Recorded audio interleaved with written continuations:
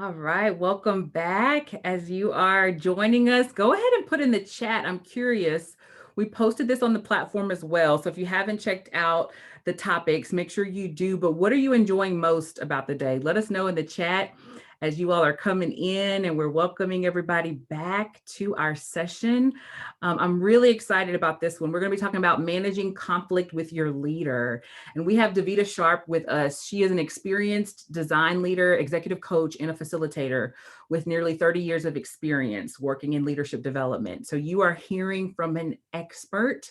She's worked with organizations across industries and sectors to really link both people development initiatives with business outcomes, which is so needed, particularly in the work of diversity, equity, and inclusion. So, Davida, I will kick it over to you. Thank you so much for being here. Oh, I am absolutely thrilled. As many people know, I am retired and I am just excited to do this kind of thing. And Brittany, kudos to you and others who pulled this together. I just think it's such a wonderful opportunity. Well, I know our time is short, and so I'm just going to get started.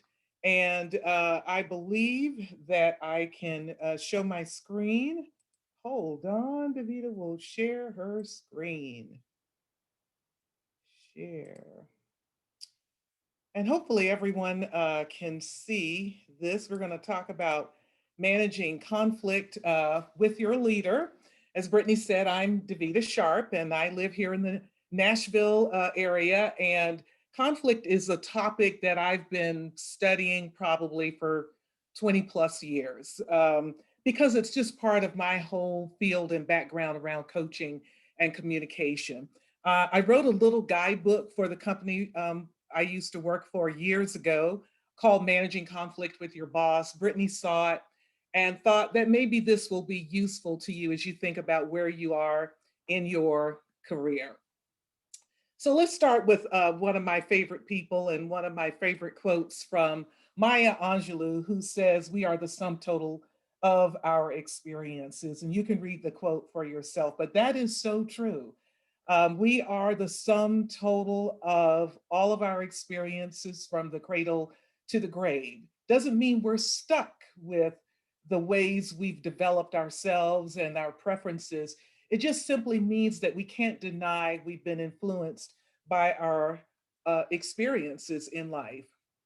Um, I want to begin now by talking a little bit about managing conflict with your boss. Let's talk about my experiences. Um, and this will tell you why I may say the things I say or approach conflict management the way I do. I was born and raised in Savannah, Georgia, at the end of the baby boom. I'm the oldest of three daughters. I loved creative things, anything around reading, writing, drawing. And in fact, in my baby book, my mom said that I was a creative soul. I attended the University of Georgia when they were still playing Dixie. Now, think about that for a moment.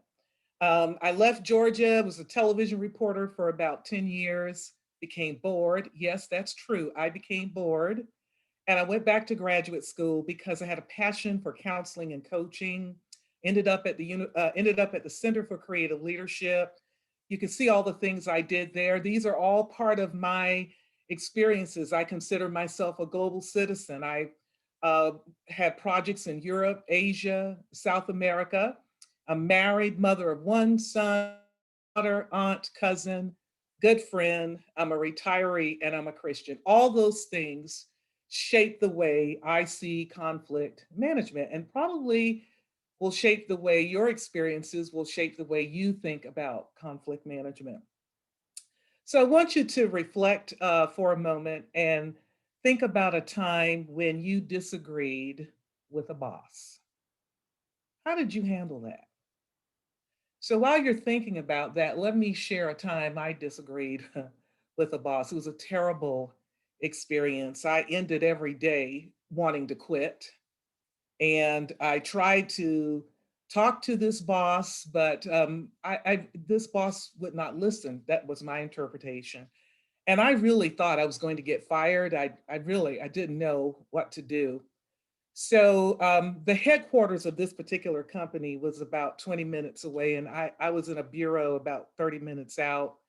And I got in my car one day, drove over and talked to the general manager, and I said, I know I'm a peon, I know I'm a nobody, but here are the things that this person is doing that makes it impossible for me to work.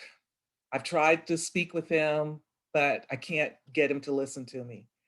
And there were some things I did wrong in that experience, and there are some things I did correctly. And I'll talk about that as we go through this particular process. But as you think about that boss you may have disagreed with, some of you may have decided that, you're very unsatisfied with that experience. Maybe it didn't turn out the way you hoped. Some of you may say, well, I wasn't very satisfied, but it was an unsatisfying experience. Some of you may have found it to be a neutral experience. Some of you may have been satisfied, and some of you may have been very satisfied with that experience. A lot of it will have to do with who you are as a conflict manager and who your boss may be as a conflict manager. So let's dig a little more deeply into that. So I think what I'm going to have you to do, I'm going to have you to, um, oh, I can see the chat. I'm going to have you to put your numbers in the chat. I think I have access to the chat, right, Brittany? I have access to the chat. There it is. So I'm going to ask people if, there you go, put your numbers in the chat. Okay, there's some people who want to talk to me today. This is something. Look at these numbers. Oh, thank you very much. Some are great. You felt great about it, and some of you didn't. So let's just talk about your experiences, and let's get a sense of what could have accounted for that. So let me just share some data with you. One, here's a source from McKinsey. And I think this goes without saying, not a big deal to most of you, which is that the boss-employee relationship is one of the most important factors in job satisfaction. Any of you involved in engagement surveys or job satisfaction surveys, you know that the boss's role is important when it comes to workplace happiness. But there are some other things we want to take a look at.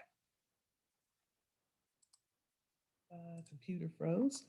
Frustrations with managers drive nearly 60% of employees out the door. Now think about that for a moment. People quit bosses.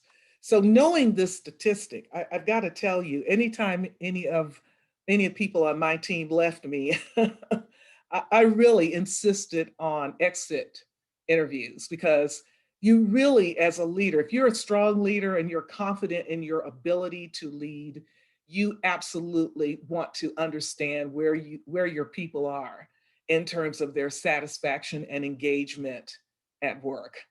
And this is just a stunning statistic to know that people quit bosses. Another survey from Inc. magazine says that 3 out of 4 employees report their boss as the worst and most stressful part of their job. 65% of employees say they would take a new boss over a pay raise. And I'd love for those of you who have access to the chat to tell me yes or no. Would you take a new boss over a pay raise? Now I'm talking about that. Think about that boss you had the disagreement with. And just think about that question.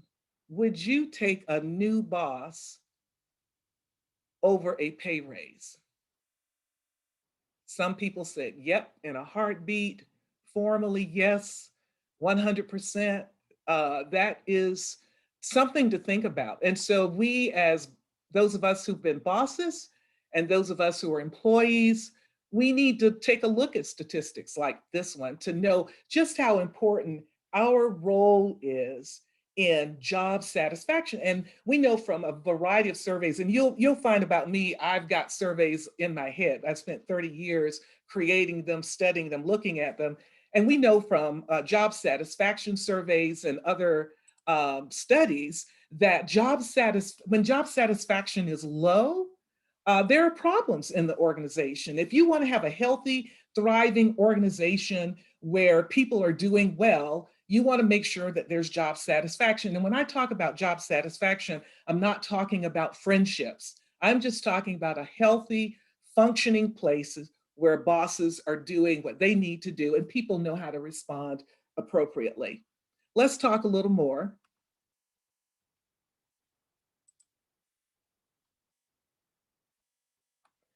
I'm not here to tell you to not be yourself or to be inauthentic or to be a phony or to be overly political. I'm here to talk about being more strategic in handling conflict with a boss. Now, let's talk about the no win approach. Now, here's the no win approach. Don't go after your boss if you have conflict. And you know what I mean when I say go after, even if you think it's justified. That boss that I had, I really, if the truth be told, I really wanted to go for that boss, but that would have been inappropriate and I would have been justifiably fired. We can't do that in the workplace. We shouldn't be going after people. And I know some of us have suffered, endured issues of sexual harassment or bullying or discrimination or other type of illegal, immoral, or unethical behavior. And that's when you have to protect yourself, make sure you're documenting, make sure you're going to HR. So that's not my expertise. I am not here to talk about those types of conflict situations. But what I can tell you that even in the healthiest of situations, we should not be confronting our bosses in public.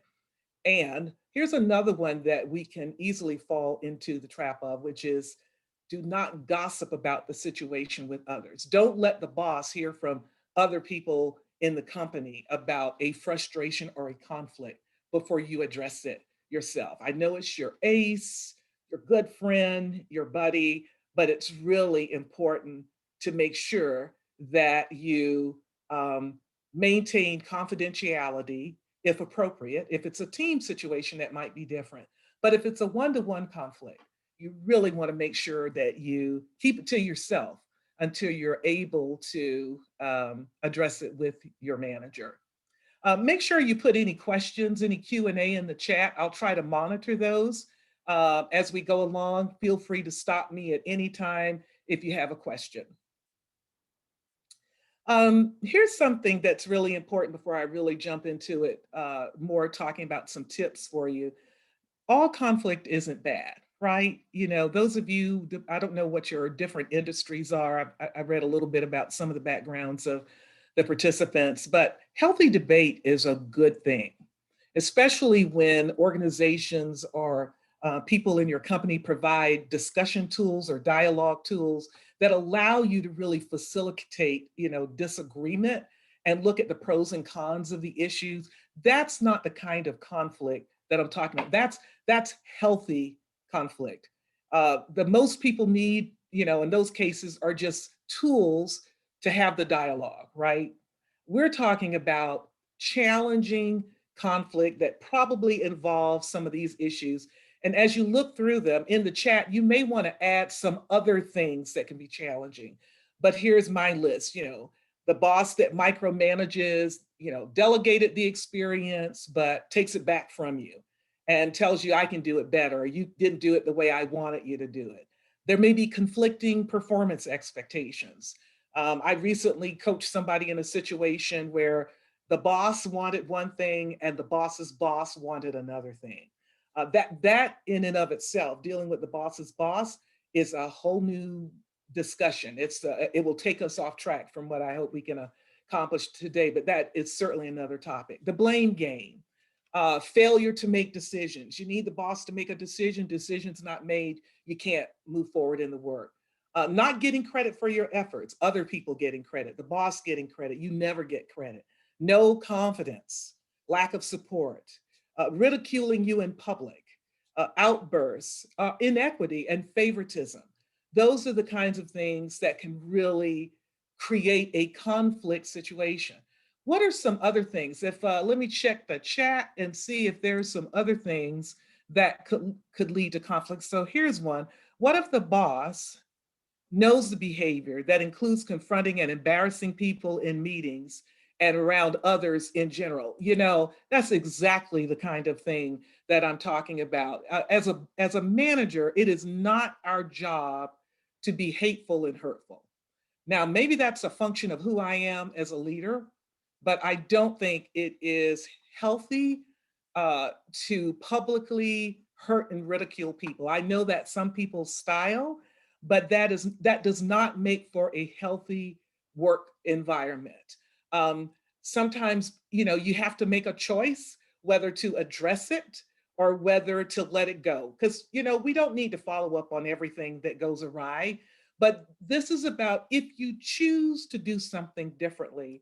I have some thoughts and ideas about how you might confront that manager. The first thing that's really important is that before you talk to anybody about a conflict situation, it's really, especially your boss, you really want to do some reflection. Reflection is one of the most important skills you can build as a leader, as a worker, as an employee. It's important to take time when you can. In an emergency situation, you may not have time to reflect when it comes to protecting yourself or others. But in a situation like this, you really want to take the time to think about why you would want to address the situation. Is it hampering your ability to work? Is it getting in the way of the team's ability to work? Is it impacting your customers? What is this behavior creating?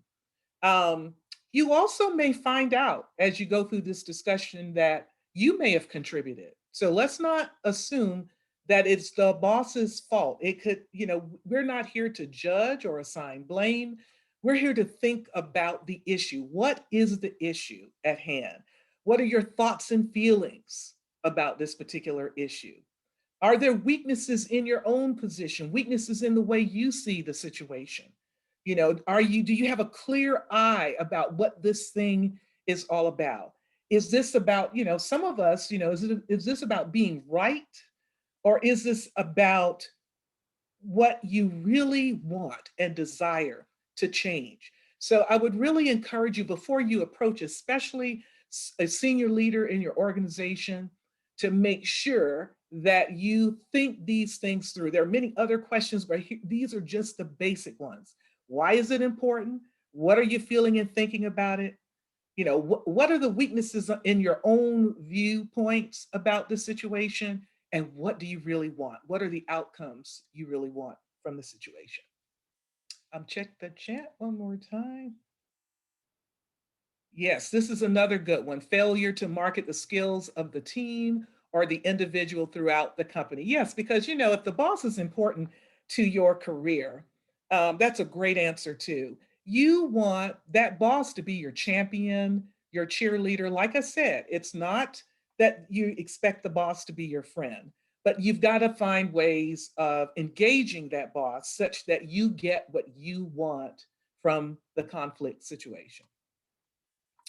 You also need to take time to make sense of the boss.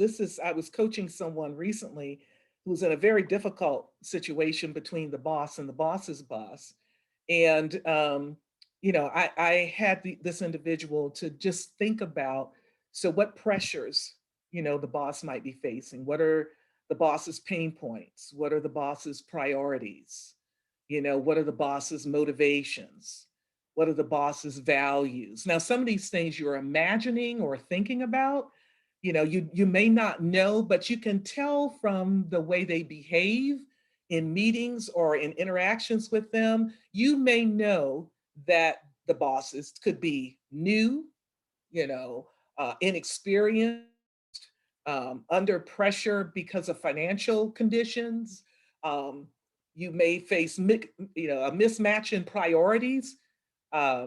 Motivations might be different. The values might be different. So really, you want to think it through. If I leave you with nothing else, it is you think about what you want, and it's important that you think about what and make sense of the boss. So once you do that, the thinking, let's go to the conversation. Let me check the chat. Yeah, I love this. This is very hard in the construction industry. Yeah, it sounds like soft skills, right? But one of the things, and let me make sure because I want to make sure people understood what I was reading in the chat. One person is just pointing out how difficult this is in some industries. You're absolutely right. The culture of the industry can shape how you approach conflict. And that's why I take the strategic point of view, which is how can you be more strategic in addressing the issues, the conflict issues that you face. And so let's take a look at these bullet points, which one, in many companies, some companies say, oh, we're open and you can bring anything to me. And, you have to assess what type of culture in which you're working, right? But when you actually are sitting down, if you have the opportunity to engage your manager, you want to make sure you are giving them your undivided attention. You don't want to be distracted doing other things if possible. You want to ask more questions than make declarations. You want to really demonstrate a willingness to better understand where the boss's perspective might be. And I think you can do that and remain authentic. Responses like, well, that's interesting. And, how did you develop that, idea? And, that kind of thing. You don't have to say, well, I agree, because one person told me recently, I don't want to give the impression that I agree when I don't agree. I want to be able to be authentic. And here's what I've said to people over time. When you work for yourself, you can do all kinds of things, right? How long you'll be in business, I don't know. But when you work for other people, politics is not necessarily a dirty word. When we talk about organizational politics, you have to learn how to navigate your culture. You have to learn how to navigate your organization. You have to understand how things work around here, which is a basic down to earth definition of organizational culture, how we do things around here. But that still shouldn't shy you away from giving it a try. That's all I want to encourage you to do, is to give it a try. I'm not here to say emotions are a bad thing. When I say keep your emotions in check, we are human, therefore we have emotions, but emotions literally change us physiologically. We change because of emotions, you know, um, and so they can get ahead of us and we end up saying and doing things that we didn't intend to say or do. So that's why I always love that reflection period where you walk away from it, even in negotiations between countries or big, negotiations, but in industry, there's a notion of going to the balcony or walking away. There's a time to walk away. You might not ought to say something right away. Only you can be the best judge of that, depending on what the situation is.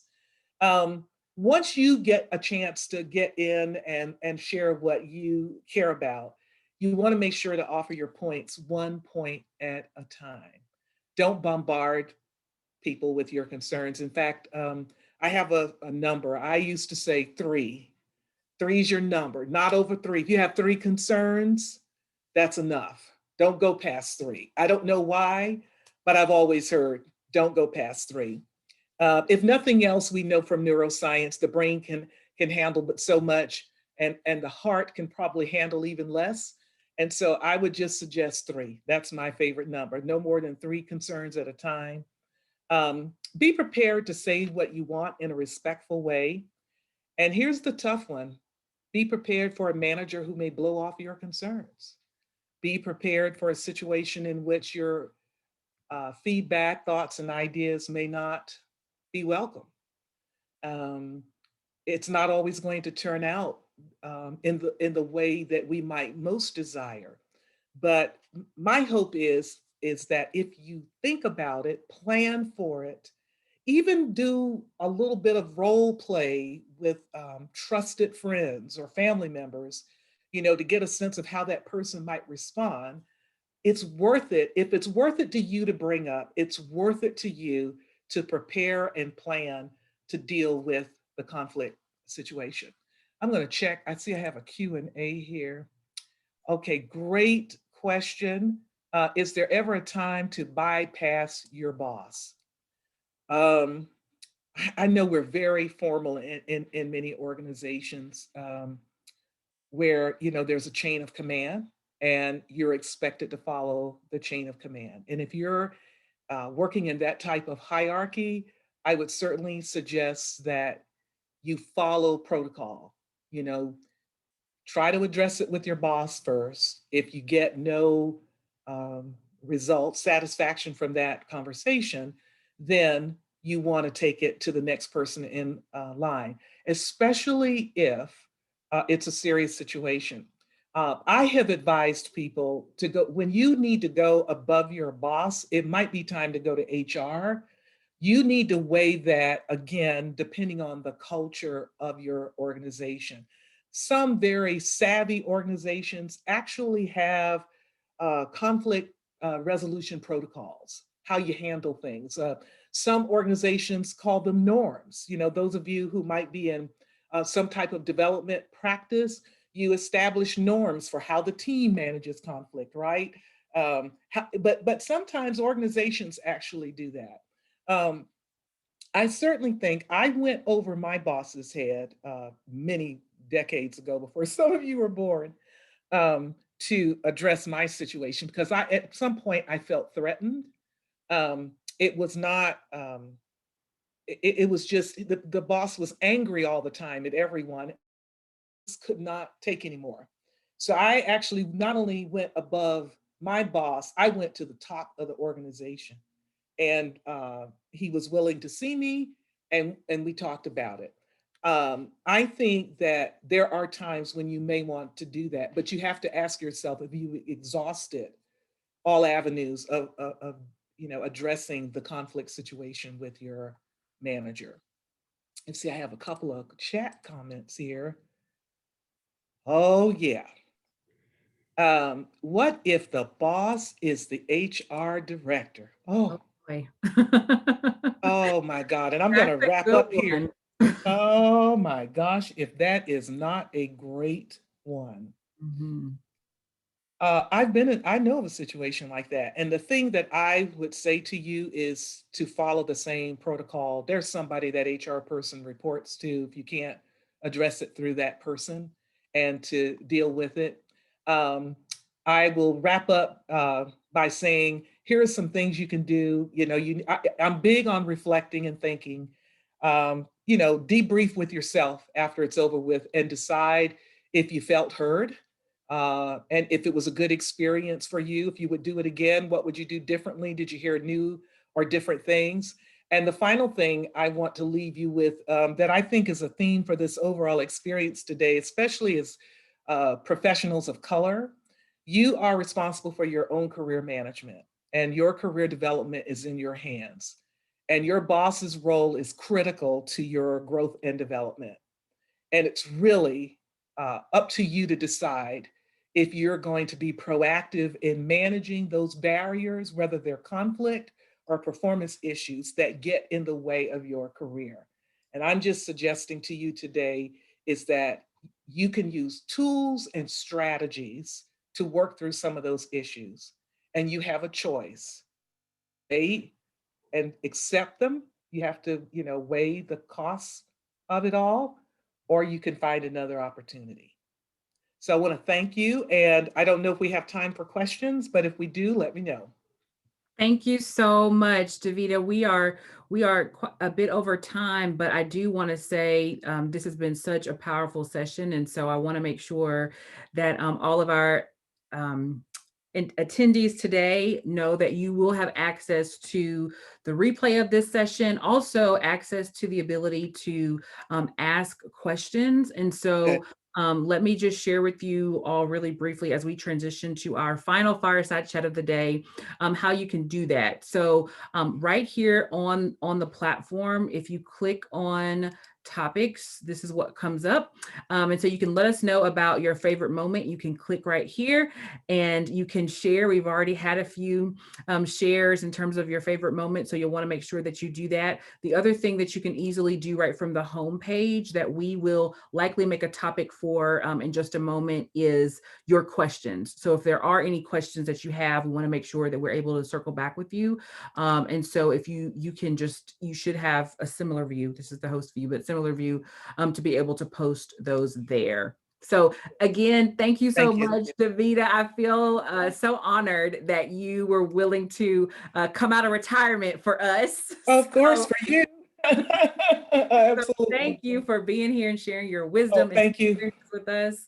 It's Thank been you. fantastic. Thank you. All right, we'll see you all in the next session. Yes. We're having a fireside chat with Gina Miller, and you do not want to miss it. So join us there. Thank you. Thank you.